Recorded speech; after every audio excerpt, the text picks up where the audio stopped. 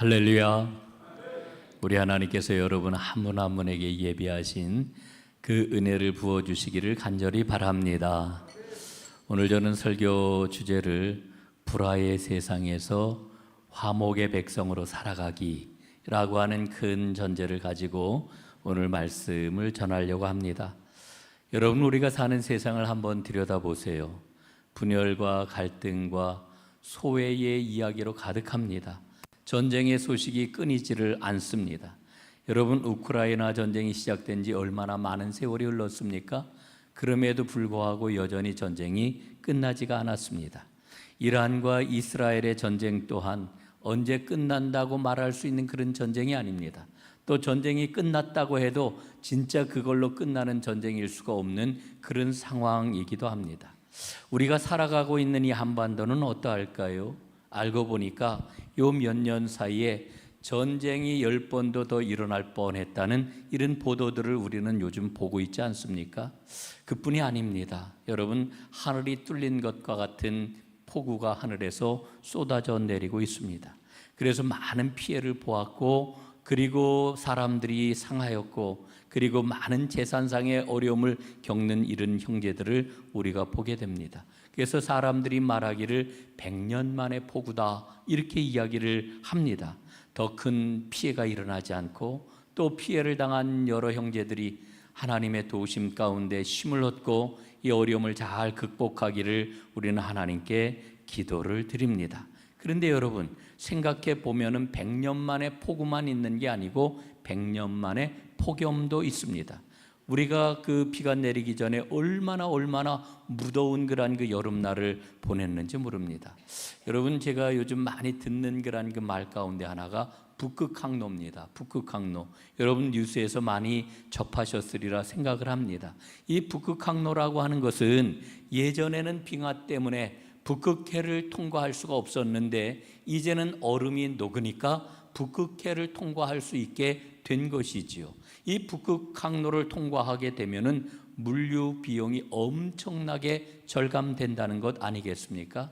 이 무역 전쟁을 하는 입장에서 보면은 이건 정말 획기적인 일이 아닐 수가 없는 겁니다.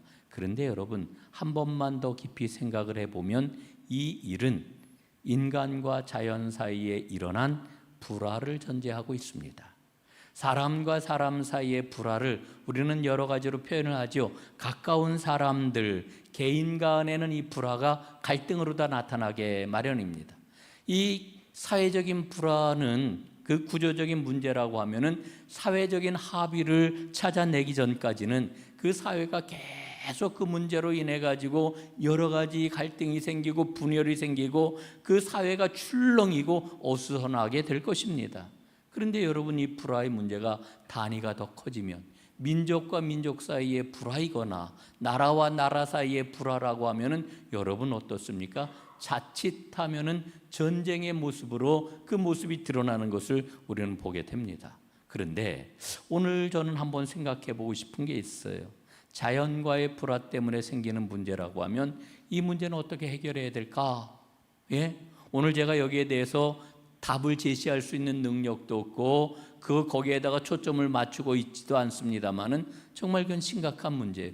자연과의 불화 때문에 생기는 여러 가지 문제들을 이거 어떻게 해결을 해야 되는가, 이런 그 생각을 안 할 수가 없는 거지요. 여러분, 저는 이 불화라고 하는 것은 우리 삶의 근원적인 문제를 지금 단적으로 표현하고 있구나라고 하는 생각을 갖습니다. 그런데 이 불화가 어디에서 오는 걸까요? 불화가 어디에서 옵니까? 사실은 이 불화는 하나님과의 관계가 온전하지 못한 데서부터 오는 겁니다. 하나님과의 불화를 성경은 뭐라고 일러줍니까? 죄라고 이렇게 일러주고 있지요. 죄라고 표현되는 하나님과의 불화에서 모든 문제가 생겨나고 있는 것입니다. 여러분, 하나님과 불화한 인간의 모습은 사망에 이른 인간의 모습으로 드러납니다. 하나님과 불화한 인간은 자기의 욕심과 자기의 이기심으로 삶이 왜곡될 수밖에 없습니다. 하나님과 불화한 인간은 자기 욕심 때문에 눈이 어두워져서 어리석은 생각에 사로잡히곤 하지요. 그리고 자기가 어리석음에 사로잡혀 있는 것도 모를 때가 너무나도 많습니다. 우리 동양에선 장자라고 하는 분이 굉장히 유명하잖아요. 이 장자가 쓴 장자라고 하는 책 제물론이라고 하는 편에 보면은 조삼모사라고 하는 말이 나오죠. 이 조삼모사에 대해서는 여러 가지 해석을 할 수가 있습니다만은 이 제물론에 나오는 이야기는 이런 겁니다. 어떤 사람이 원숭이들에게 도토리를 나누어 주려고 했답니다. 그래서 처음에 원숭이에게 이야기를 하기를 아침에는 3개를 줄게, 그리고 저녁에는 4개를 주마, 이렇게 이야기를 했습니다. 그랬더니 이 원숭이들이 그 말을 듣고 불만스러워하는 것이었습니다. 그래서 이 사람이 말을 바꾸었습니다. 뭐라고 원숭이들에게 얘기를 했느냐면, 알았어, 너희들이 이렇게 불만스러워하니까 아침에는 4개를 주고 저녁에는 3개를 줄게. 이랬더니 원숭이들이 기뻐하고 만족했다는 그런 그 이야기입니다. 여러분, 이 장자의 이야기가 담고 있는 교훈이 무엇이겠습니까? 아침에 3개를 주고 저녁에 4개를 주든, 혹은 아침에 4개를 주고 저녁에 3개를 주든, 결국 도토리를 주는 것은 모두 7개 다 똑같은데 말이죠. 여러분, 장자는 세상에서 인간이 헤아리는 그 분별, 그 집착이라고 하는 게 얼마나 허망한지, 얼마나 어리석은지를 깨우쳐 주고 있는 것입니다. 여러분, 인간은 왜 이렇게 눈에 보이는 것에 집착하고 왜 눈에 보이는 것에 이렇게 민감하게 반응을 하는 것일까? 여러분, 성경은 바로 하나님과 불화하였기 때문이다, 이렇게 말씀해 주고 있습니다. 여러분, 하나님과 불화하다라고 하는 것이 이게 가장 근원적인 장벽인데, 그런데 우리 인간의 눈에는 이게 잘 보이지가 않지요. 여러분, 우리가 살아가고 있는 세상은 깨진 세상입니다. 오늘 본문은 이처럼 깨진 세상에서 화목이 얼마나 중요한지를 우리에게 말씀을 해주고 있습니다. 여러분이 화목이라고 하는 것이 우리 기독교의 그런 상징이라고도 이야기를 할 수가 있는데, 여러분, 화목 그러면은 뭐가 생각이 나십니까? 아마 십자가가 생각이 날 겁니다. 여러분, 교회 올 때 보면은 교회 종탑에 십자가가 높이 걸려 있지 않습니까? 예배당에 들어오면은 제일 잘 보이는 곳에 십자가가 있고, 이 강대상에도 보면은 십자가가 표시되어 있는 것을 우리는 보게 됩니다. 그래서 화목의 상징은 곧 십자가다, 우리는 이렇게 생각을 합니다. 여러분, 오늘 본문 말씀은 이 불화한 세상 한복판에 예수 그리스도의 십자가가 서 있다, 이렇게 일러주고 있습니다. 여러분, 십자가는 무엇입니까? 우리 그리스도께서 보여주신 자기 비움, 자기 희생의 표이지요. 여러분, 그리스도는 십자가에서 피 흘리심으로 평화를 우리에게 주셨습니다. 주님의 십자가는 사람을 죄와 죽음에서 구원해 주셨습니다. 그런데 여러분, 놀라웠게도 십자가의 놀라운 그 은혜는 한 사람을 구원해 주는 것에서 끝나지 아니하고 교회와 모든 피조 세계에 하나님의 화해, 하나님의 평화를 이루게 해 주신다라고 하는 거지요. 십자가를 통해서 하나님께서는 이 땅에 구원을 가져오셨고 이 땅에 평화를 가져오셨습니다. 그리고 그 일을 지금도 이제 수행해 나가고 계십니다. 이게 바로 하나님의 계획입니다. 오늘 저는 본문 말씀을 통해서 하나님께서 이루어 가시려고 하는 이 놀라운 평화와 구원의 계획을 함께 살펴보고 은혜를 나누려고 합니다.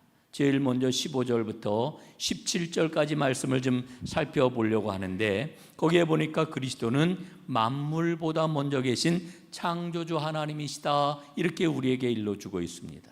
여러분, 이 말씀의 의미가 뭐겠습니까? 예수님은 단순히 역사 속의 인물이 아니라는 거예요. 모든 피조물보다 먼저 나신 분이라고 하는 것을 일러주는 거예요. 여러분, 보이지 않는 하나님의 본질, 바로 예수 그리스도라고 우리에게 일러주고 있는 거죠. 여러분, 세상은 그리스도로 말미암아 창조가 되었고 세상은 그리스도 안에서 지금도 유지가 되고 있는 것입니다. 그런데 오늘 이 본문 말씀을 읽으면서 오해하는 분들이 있어요. 15절에 보면 이런 말씀이 나와 있지 않습니까? 그는 모든 피조물보다 먼저 나신 이시니라고 하는 말씀이 나오는데, 이 구절이 오랫동안 오해를 불러일으켰던 구절입니다. 그리고 이단들을 만들어낸 구절이기도 합니다. 1세기의 아리우스 같은 사람 혹은 오늘날의 여호와의 증인들은 이 구절을 어떻게 해석하느냐 하면은 예수님은 맨 처음에 창조된 존재다 이렇게 해석을 해요. 맨 처음에 창조된 피조물이 예수 그리스도라고 이렇게 이야기를 하고 있는 거죠. 그러니까 예수님은 창조된 분이시니까 영원하신 분이 될 수가 없지요. 창조된 분이니까 그분은 하나님이 아닌 것이라고 결론을 내리게 되는 것입니다. 여러분, 이 말이 얼마나 잘못되었습니까? 오늘 성경 본문에 보면은 17절에 뭐라고 그래요? 그가 만물보다 먼저 계시고 만물이 그 안에 함께 섰느니라. 여기서 그가 누구예요? 그리스도를 가리키는 것 아닙니까? 그리스도가 만물보다 먼저 계시고 만물이 그리스도 안에 함께 섰느니라 이렇게 말씀을 해주고 있어요. 그리고 16절 말씀에 보면은 이렇게 일러주고 있습니다. 만물이 다 그로 말미암고 그를 위하여 창조되었느니라 이렇게 말씀을 하십니다. 여러분, 이 말씀을 보면은 그분이 만물보다 먼저 존재하신 분인데, 그분이 만물을 창조하신 분인데 어떻게 그리스도가 창조물의 일부가 될 수가 있겠습니까? 그렇게 될 수가 없는 거지요. 그러면 바울은 왜 그리스도를 가리켜 만물보다 먼저 나신 자라고 이렇게 이야기를 하고 있는 것일까? 여러분, 여기서 먼저 나신 자라고 하는 말은 히라보로 프로토코스라고 하는 단어를 사용을 해요. 이 프로토코스라고 하는 말은 절대적으로 뛰어나시고 우선적이다라고 하는 의미를 담고 있습니다. 다시 말씀드리면은 만물보다 우월하신 그리스도를 가리키는 이와 같은 표현으로 프로토코스, 먼저 나신 자라고 하는 이와 같은 단어를 사용을 하고 있는 것입니다. 여러분, 그렇기 때문에 오늘 말씀을 잘 읽고 오늘 본문이 말하고 있는 복음의 핵심을 우리는 놓치지 말고 붙잡아야 되는 것입니다. 오늘 16절 하반절이 저는 복음의 핵심이라고 생각을 해요. 우리 한번 함께 읽어보실까요? 시작. 만물이 다 그로 말미암고 그를 위하여 창조되었다. 아멘. 아멘. 자, 여러분, 이 말씀에 담겨있는 의미가 무엇입니까? 여러분, 복음이 뭐라고 생각하세요? 복음이 뭡니까? 이렇게 물어보면은 의외로 많은 분들이 대답하기를 힘들어해요. 여러분, 복음은 바로 그리스도입니다. 복음은 그리스도예요. 어려울 거 하나 없어요. 복음은 바로 그리스도입니다. 복음의 핵심은 그리스도이시고 이 복음의 핵심이신 그리스도를 만나게 될 때에 우리 인간의 삶은 혁명적으로 변화하게 되어 있습니다. 여러분, 한번 보십시오. 우리 어떻게 살아갑니까? 삶의 내용과 모양은 다 다를지라도 우리에게는 일치해서 일관적으로 나타나는 게 있어요. 그게 뭡니까? 인간은 자기중심적으로 세상을 바라봅니다. 인간은 자기중심적으로 한평생을 살아갑니다. 한 사람도 예외 없이 그래요. 누구나 그렇게 살아요. 또 그렇게 살아야 잘 사는 거라고 이렇게 이야기를 해요. 그런데 오늘 복음은 뭐라고 우리에게 일러주십니까? 16절 새 번역은 이렇게 일러주고 있습니다. 모든 것이 그리스도로 말미암아 창조가 되었고 그리스도를 위하여 창조되었습니다. 이렇게 말씀을 해주고 있는 거지요. 여러분, 이 말씀이 뜻하는 바가 뭘까요? 이게 복음의 핵심이라고 그랬는데, 복음의 핵심은 그리스도라고 그랬는데, 여러분, 이 말씀이 의미하는 바가 뭡니까? 우리 삶에 이유가 있다. 우리 삶에 목적이 있다. 우리 삶의 이유와 목적은 바로 그리스도다. 이렇게 일러주고 있는 것입니다. 여러분, 내가 아니에요. 우리는 나 중심적으로 세상을 바라보고 그렇게 세상을 살아가고 있는데 성경은 우리에게 일러주시기를 복음이 뭔지 아느냐? 복음은 그리스도인데 바로 그리스도를 위하여 우리가 낳고 그리스도를 위하여 살아가는 것, 이게 우리의 존재 이유요 목적이라고 말씀을 해주고 있는 겁니다. 여러분, 우리는 믿음을 가진 사람들이잖아요. 그렇죠? 그러니까 오늘 이렇게 비가 오고 동부간선도로가 막혀가지고 이리 돌고 저리 돌아가지고 평소에 교회 올 때보다 30분이나 더 걸리는 그 힘들고 어려운 길도 마다하지 않고 오늘 나와서 예배를 드리잖아요. 여러분, 믿음의 길을 걸어가면은 언제나 행복하고 언제나 평안하고 언제나 소망이 넘치고 언제나 즐겁고 언제나 기뻐야 되잖아요. 여러분, 정말 그러십니까? 믿음 생활을 하는데 힘들어요. 믿음 생활을 여전히 하는데 어려워요. 여러분, 그 이유가 어디에 있습니까? 우리는 그 이유들을 여러 가지로 찾아서 이야기할 수 있어요. 갑자기 제 몸에 병이 찾아왔어요. 예? 나이를 먹으니까 점점 힘이 빠져요. 우리 자녀들 이게 너무 기도를 어디에서부터 해야 될지 너무너무 우리 자녀들 생각하면 어렵고 힘들어요. 아니면은 재정적으로 너무 힘들어, 이 돈 문제 때문에 아주 힘들어 죽겠어요. 여러분, 우리에겐 다 이유가 있단 말이에요. 여러분, 그런데 실질적으로 어려운 이유가 있어요. 나를 위해서 예수를 믿기 때문이에요. 예수님은 나를 위한 분이라고 하는 이와 같은 생각에 사로잡혀 있기 때문에 그래요. 여러분, 이거 제가 오늘 굉장히 중요한 말씀을 드리는 겁니다. 좀 이따 이제 다시 한번 이 말씀을 드리겠습니다마는, 제가 지난 7월 초에 5데이에 참석을 했잖아요. 그래서 갔더니 우리 감신대 교수님 한 분이 영성훈련을 함께 받겠다고 참석을 했어요.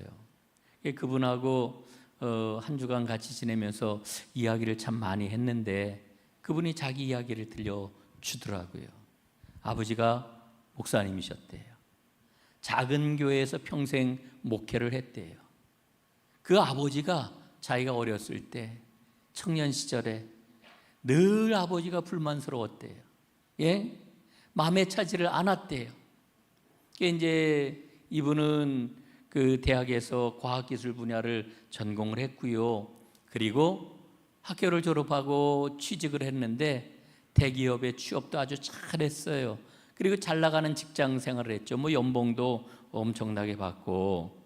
그런데 회사 생활이 그렇게 재미가 없었대요. 직장에서 자기 팀을 이끄는 보스, 그 임원의 그런 그 모습을 보니까요, 맨날 찌푸린 얼굴에 짜증과 화가 가득해가지고 함께 일하는 사람들, 특히 부하 직원들 그냥 날마다 얼마나 힘들게 하는지. 그런데 가만히 보니까 자기가 이렇게 잘 나간다고 하면, 또 계속해서 직장에서 인정을 받게 되면은 내가 언젠가는 저 자리에 있겠구나.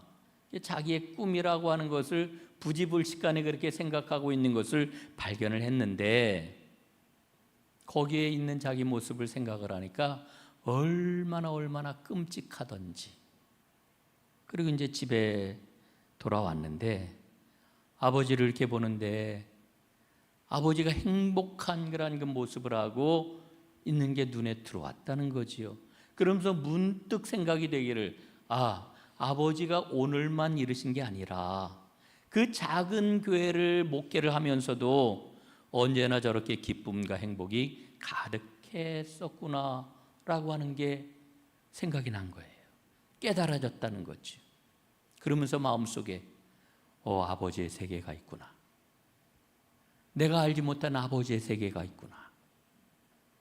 아버지의 그 세계를 본 그날 이후에 그의 삶이 하루하루 달라지고 새로워지기 시작을 했어요.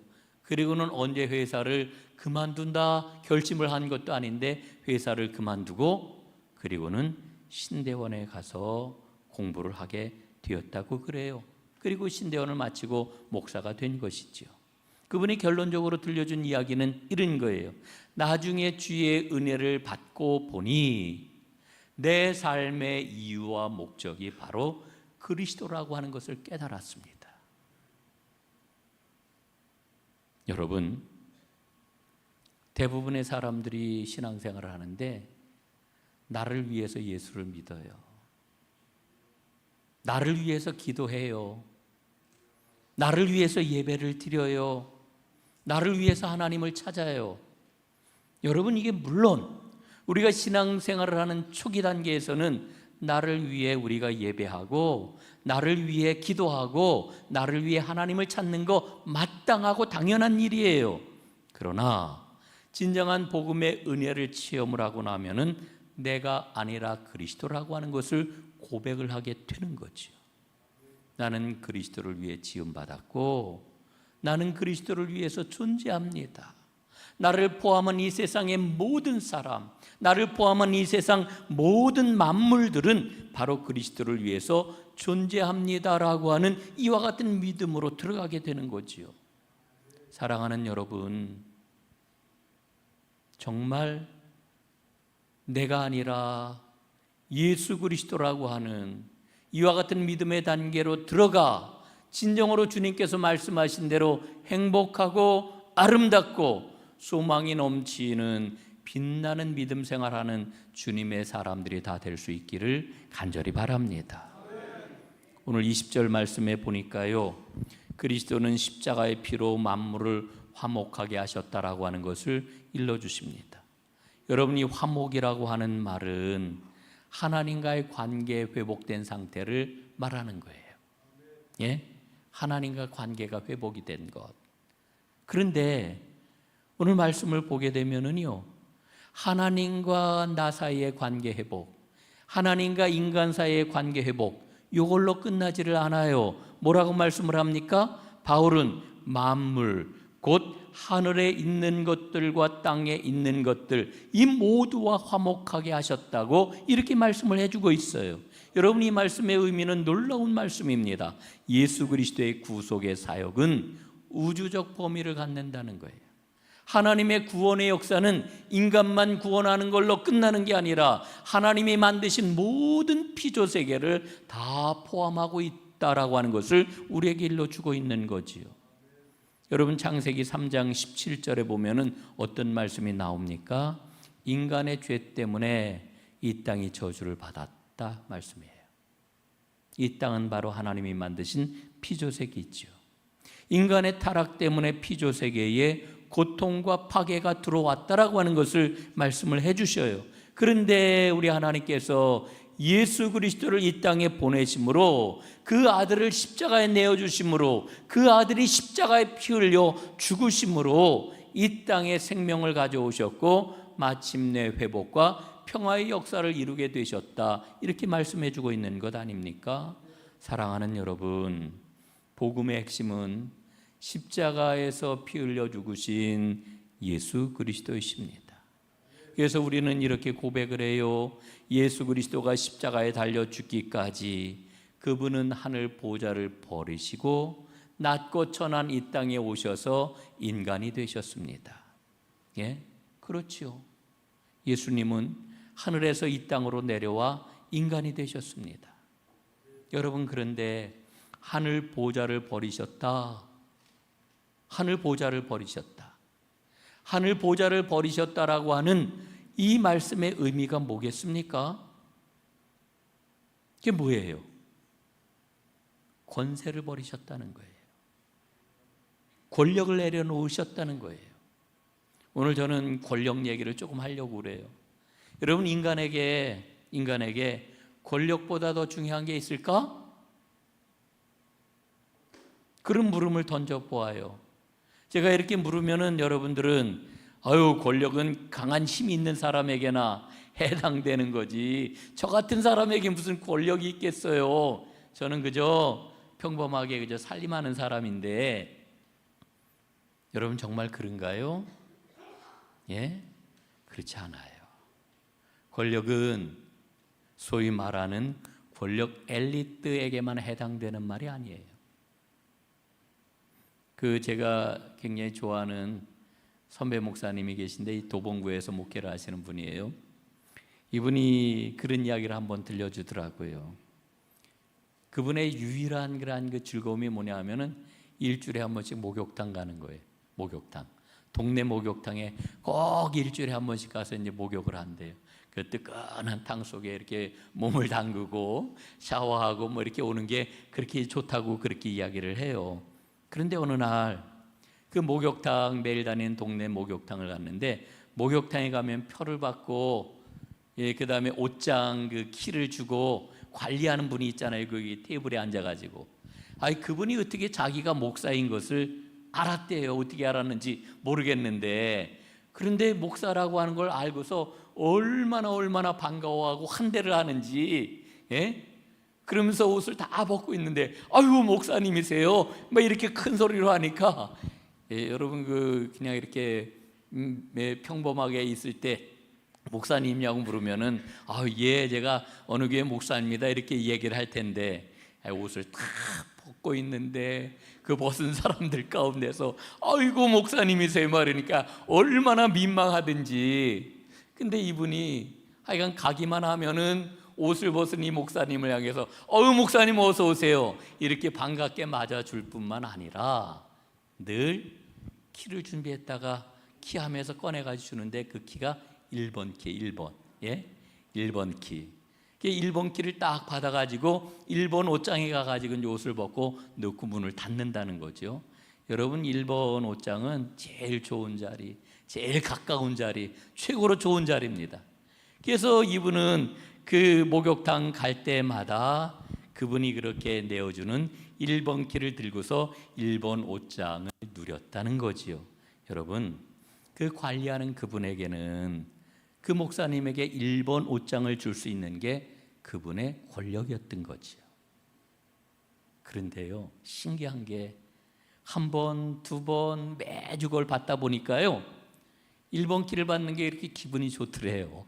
1번 키를 받는 게 너무너무 기분이 좋더래요. 그리고 그 옷장에다 딱 옷을 딱 넣고 돌아설 때 아주 기분이 상쾌하고 막 이랬다는 거죠. 그러니까 그 관리하는 그분은 그분대로, 목사님은 목사님대로 참 기분 좋은 목욕탕 권력을 두 사람이 나눴던 거예요. 그런데 어느 날 목욕탕에 갔는데 이분이 없는 거예요. 집안에 무슨 일이 있었는지 몇 주인가 다른 사람이 근무를 대신 섰대요. 그러니까 목사님을 전혀 몰라요. 알아보지를 못하니까 1번 키는 어림도 없었겠지요. 그래서 이제 뭐 저 구석에도 가고 뭐 저 밑에도 가고 뭐 이러면서 이제 그 목욕탕을 쓰게 되었는데 기분이 영 좋지 않더라는 거예요. 목욕탕 1번 키도 그게 권력이라고, 그걸 누리지 못하니까 말로 표현하기 어려운 아주 묘하고 찜찜한 그런 그 감정을 느꼈다는 겁니다. 여러분, 인간에게 권력이라고 하는 것은 매우 일상적이에요. 그리고 근원적이에요. 원초적입니다. 여러분, 우리 하나님께서 예수 그리스도를 이 땅에 보내주셨어요. 화목의 역사를 이루시기 위해서 하늘 보좌, 그 어마어마한 권세, 그 상상할 수 없는 엄청난 권력을 내려놓고 이 땅에 오신 거예요. 인간이 되어 이 땅에 오신 거예요. 그래서 창조주 하나님께서 그 피조세계의 일원, 피조물이 되어가지고 이 땅에 오신 거예요. 이 땅에 오셔서 십자가에서 피 흘려 죽으신 예수 그리스도의 그 복음을 통해 우리는 구원을 받았죠. 그러니까 복음은 권력을 내어 놓으신 하나님의 사랑으로 완성이 된 겁니다. 여러분, 오늘 저는 하나님 앞에 인간이 교만해서 죄를 저질렀다 그러잖아요. 그 교만이라고 하는 말을 권력이라고 하는 말로 한번 바꿔보려고 그래요. 권력을 탐하였던 인간의 죄는 삶을 왜곡시켰고 창조세계 전체를 비틀어 버리고 말았습니다. 그리스도의 복음은 그런 인간을 새롭게 회복시켜 주시는 거지요. 그리고 우리 하나님께서는 거기서 끝내지 아니하시고 그 인간을 통해서 하나님의 창조세계 전체를 새롭게 하시기를 원하셔요. 이게 바로 우리는 화목의 역사다, 이렇게 이야기를 하는 거죠. 하나님은 그 회복의 역사를 이루시기를 원하시는데 그 화목의 역사를 누구에게 맡기시기를 원하십니까? 바로 주님의 몸인 교회, 머리가 되시는 그 교회, 이 교회를 통하여서 이 땅 위의 화목의 역사를 이루기를 간절히 원하고 계시는 것입니다. 여러분, 그러므로 교회는 하나님 나라의 그 화해, 하나님 나라의 평화를 나타내는 징표가 되어야 됩니다. 여러분, 우리는 화목의 대사로 이 땅에 보냄받은 하나님의 사람들이라고 하는 이 믿음을 꼭 붙잡아야 됩니다. 사랑하는 여러분, 오늘 우리는 예배를 마치고 세상을 향해 나아가게 될 것입니다.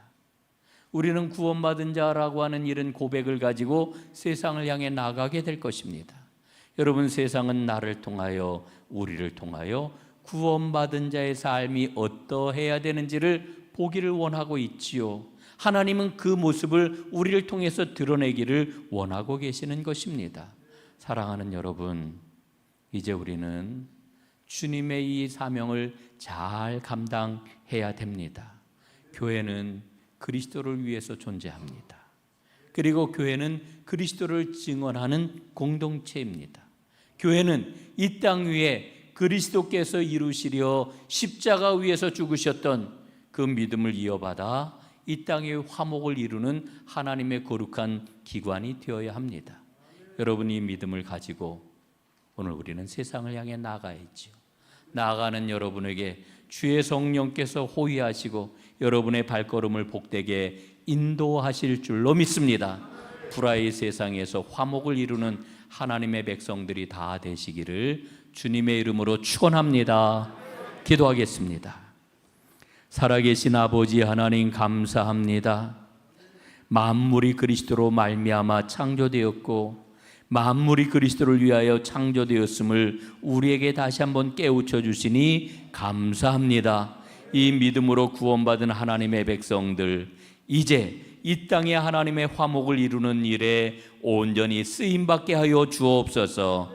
주의 성령의 인도하심을 받기를 원합니다. 도우심 받기를 원합니다. 나아갈 때에 주의 성령께서 함께 하셔서 화목의 큰 역사를 이루는 하나님의 백성들, 은총의 수부리 전농교회가 되게 하여 주옵소서.